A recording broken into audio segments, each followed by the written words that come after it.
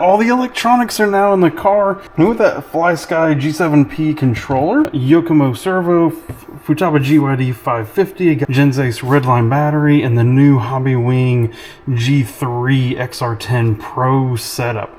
I'll have individual videos on all of these components and how to set them up and how to put them into a drift car. But now, it's the first drive of the Sakura D6. Let's do this. Now this is with the stock tire, stock alignment. You can tell those tires are a little hard, maybe slightly out of round, but actually as well, you kind of hear a funny sound as they're running.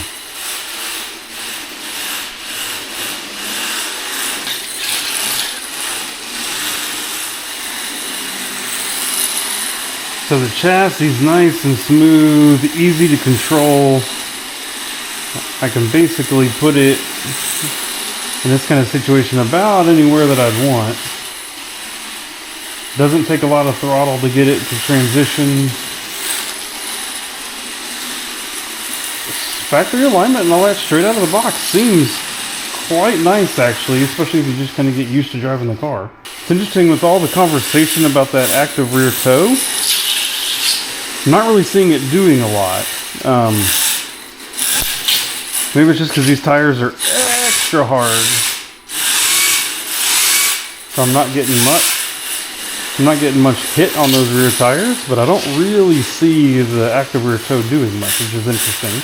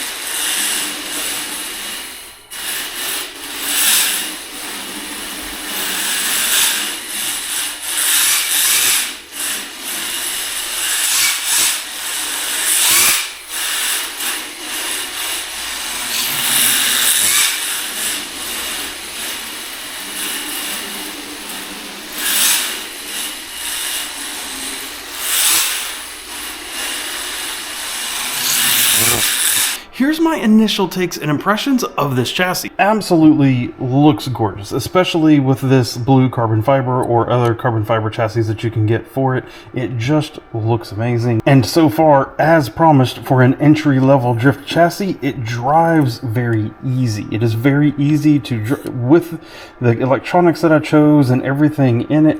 It's pretty simple. It's hard to spin out, has good lock. The car's chassis dynamics are set up to where, yes, you can spin it out, you can you can over rotate and past what the front end can catch, but otherwise, except for that, it is very easy to drive, very easy to handle.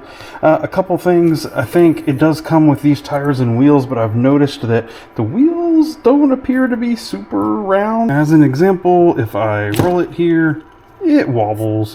Wobble, wobble, wobble, wobble, wobble, wobble, wobble.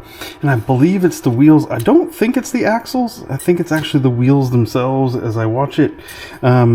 So that is unfortunate, but it's one of the things that you're going to end up replacing on here anyway. You're going to get tires that are appropriate for your track, which is really good. These tires, although they seem fine from like a compound standpoint, if you can look really closely, they're not a smooth profile across. It's like a high spot, a high spot, a high spot, and then like divots here in the middle. So it comes with tires and wheels, but honestly, you might as well just make sure that you're planning to buy your own tires and wheels straight out of the box. These are only good just for initial shakedowns and initial just maybe burn through on some asphalt or something. I would not recommend using these tires or these wheels basically anywhere. A lot of people, as they assembled this initially, were concerned about the shocks, and I can't give a full judgment because right now it has gotten very cold in the Middle Tennessee area. It's like 30 something degrees outside.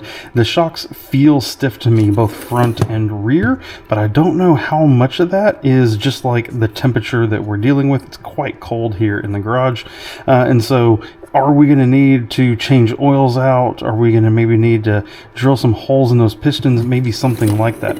Otherwise, the movement is smooth. I don't feel any sticking. I had a lot of people complain about that. But these partial aluminum shocks that you get here on this version actually are quite nice. I think there just might end up being some tuning that is going to be done on them later. More to come on that in another video. This is the active rear toe. Now we're going to see if I can get this to show up in the video.